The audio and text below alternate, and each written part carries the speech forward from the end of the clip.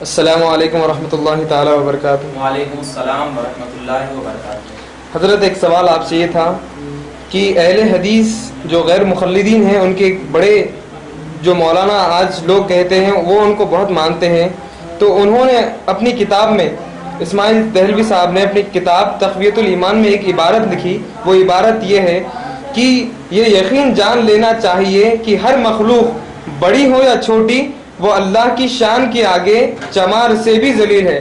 تو حضرت یہ چمار لفظ اور ساری مخلوق یا چھوٹی ہو یا بڑی انہوں نے کہا، تو یہ کہنا یہ مقصد کیا ہے؟ آپ ایسی عبارت کے تعلق سے آپ کیا اس کو واضح فرمائیے۔ جی، اسماعیل دہلوی کی جو کتاب ہے تقویۃ الایمان، اس میں جو یہ عبارت ہے، یہ عبارت کفریہ عبارت ہے کہ ہر ایک مخلوق چاہے وہ نبی ہو یا ولی ہو اللہ کے آگے چمار سے بھی بدتر ہے۔ آپ پہلے یہ سمجھے چمار کہتے ہیں، دیکھیے کتنی بڑی گستاخی ہے یہ۔ چمار کہتے ہیں بھنگی کو، بھنگی یعنی جو ٹوائلٹ وغیرہ صاف کرتے ہیں نا، اس کو چمار کہتے ہیں، اس کو چمار کہتے ہیں۔ تو اب دراصل یہ بولنا یہ چاہ رہا ہے کہ نبی جو ہوا کرتے ہیں وہ اللہ کے سامنے چمار سے بھی بدتر ہے، حالانکہ یہ عبارت بالکل قرآن پاک کی آیت کریمہ کے خلاف ہے، کیونکہ کلام اللہ کی آیت کریمہ میں اللہ تبارک و تعالی سورہ منافقون آیت نمبر 8 میں ارشاد فرماتا ہے وَلِلَّهِ الْعِزَّةُ وَلِرَسُولِهِ وَلِلْمُؤْمِنِينَ وَلَكِنَّ الْمُنَافِقِينَ لَا يَعْلَمُونَ۔ اللہ فرماتا ہے عزت، عزت کا مطلب سمجھتے ہیں؟ عزت کا معنی ہوتا ہے غلبہ، عزت کا معنی غلبہ، قوت، طاقت۔ اب دیکھیے فرماتا غلبہ کس کے لیے ہے؟ اللہ کے لیے۔ وَلِلَّهِ الْعِزَّةُ، عزت کس کے لیے ہے؟ اللہ کے لیے۔ اور اللہ فرماتا وَلِرَسُولِهِ، اور کس کے لیے ہے عزت؟ رسول کے لیے۔ اور کس کے لیے عزت؟ وَلِلْمُؤْمِنِينَ، اور مومنون کے لیے۔ اس کے بعد اللہ فرماتا ہے وَلَكِنَّ الْمُنَافِقِينَ لَا يَعْلَمُونَ، لیکن منافقین ان تینوں جو پیچھے اللہ اور رسول اور مومن کے لیے جو عزت ہے نہیں مانیں گے۔ مطلب یہی ہے جو منافق ہوگا، جس کے دل میں ایمان کی لغزش آئے گی اور ایمان کی کمی ہوگی، یہ ان کو نہیں مانے گا۔ تو مطلب یہ ہے کہ دراصل یہ عبارت کو لکھ کر کے تقویۃ الایمان میں اپنی منافقت کی دلیل دے رہا ہے، اپنی منافقت کی دلیل دے رہا ہے، کیونکہ اگر منافق نہ ہوتا تو منافق کی پہچان کیا ہے؟ نشہد انک لرسول اللہ۔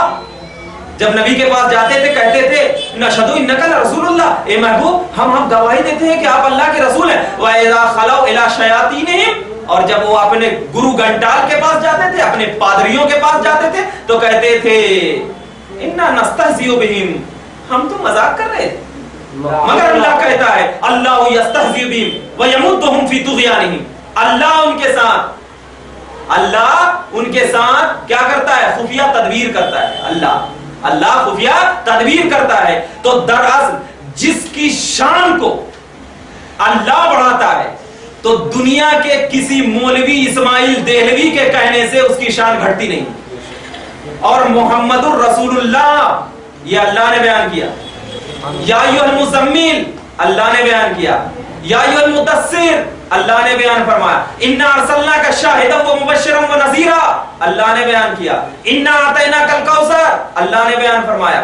بہت ساری ایسی آیتیں کریمہ ہے جو نبی کی شان میں اللہ تبارک و تعالی نے بیان فرمایا ہے، اور نبی کی شان میں اللہ نے بہت ساری اور ایسا ادب، ایسی تعظیم کہ نبی پاک صلی اللہ علیہ وسلم کی شان میں عام مومنین کے لیے ارشاد فرمایا لا ترفعوا اصواتکم فوق صوت النبی، اے مومنو اپنی آواز کو بلند بھی نہ کرنا نبی کی محفل میں، اتنی شان۔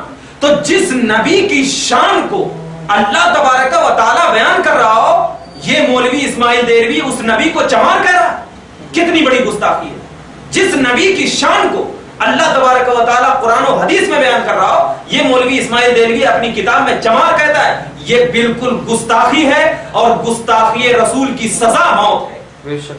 گستاخی رسول کی سزا موت ہے۔ تو لہٰذا یہ سمجھنا چاہیے کہ عزیز کا معنی ہوتا ہے غلبہ، عزیز کا معنی غلبہ۔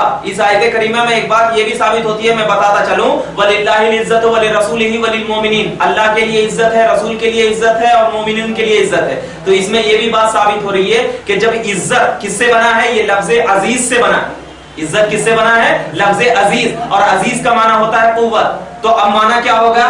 طاقت، اللہ کے لیے ہے طاقت, رسول اللہ کے لیے ہے طاقت, عام مومنین کے لیے. تو اب اس میں ڈیفرنس کیسا ہوگا؟ یعنی اللہ کی طاقت تمام جہاں پہ, رسول اللہ کی طاقت تمام جہاں پہ, یعنی اللہ پہ نہیں ہو سکتی. رسول اللہ کی طاقت اللہ پہ نہیں, اللہ کے علاوہ دنیا جتنی ہے اللہ نے عطا کیا ہے طاقت, کیونکہ اللہ نے فرمایا للہ عزت ولرسولہ. اور عام مومنین کی طاقت عام لوگوں پہ, خاص مومنین کی طاقت خاص لوگوں پہ. اسی لیے ہم بولتے ہیں کہ اللہ تبارک و تعالیٰ کو بھی اختیار ہے, کیونکہ جب طاقت رہے گا تو سننے کی بے مثال طاقت رہے گی, طاقت رہے گا تو سننے کی بے مثال طاقت رہے گی, اور جب طاقت رہے گا تو نبی پاک کو بھی سننے کی بے مثال طاقت رہے گی. حدیث پاک بیان کرتا چلوں کہ اللہ کے نبی صلی اللہ علیہ وسلم, صحیح بخاری کی حدیث ہے, جب آ گئی بات تو میں بیان کرتا چلوں.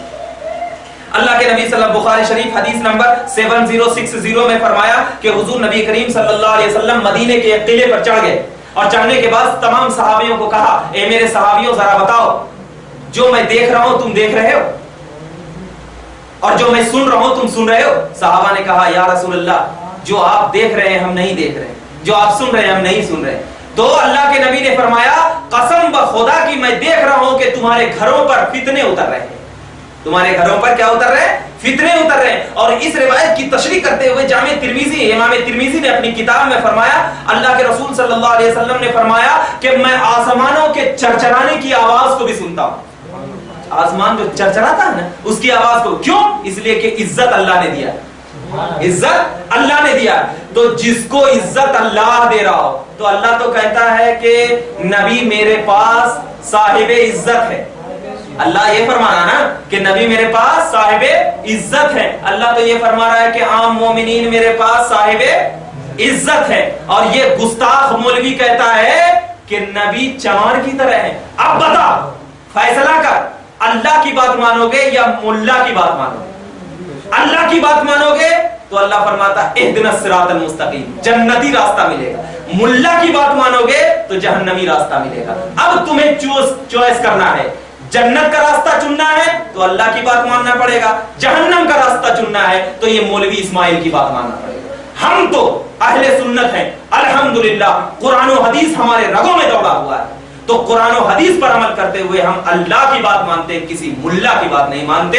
اسی بنیاد پر یہ عبارت بالکل گستاخ ہے, اور گستاخی عبارت کو نکال کر کے تمام لوگوں کے دل و دماغ سے نکالنا, اس کو نچوڑ کر نکالنا, تیزاب سے دھونا, تاکہ کبھی بھی کسی اہل سنت کے دل و دماغ میں یہ عبارت نہ ہو. بالکل نکال کے پھینک دو, اور اس پر یہ گمراہ ہے, کافر ہے, اور اس عبارت کی بنیاد پر گستاخ نبی توہین ہے, توہین نبی کفر ہے. اسی بنیاد پر ہم اس کو اسماعیل دہلوی کو کافر کہتے ہیں, کیونکہ توہین رسالت کفر ہے, اور اس عبارت کی بنیاد پر اللہ کے نبی کی توہین ہے اور توہین رسالت میں کفر. اسی لیے مولوی اسماعیل دہلوی کافر ہے.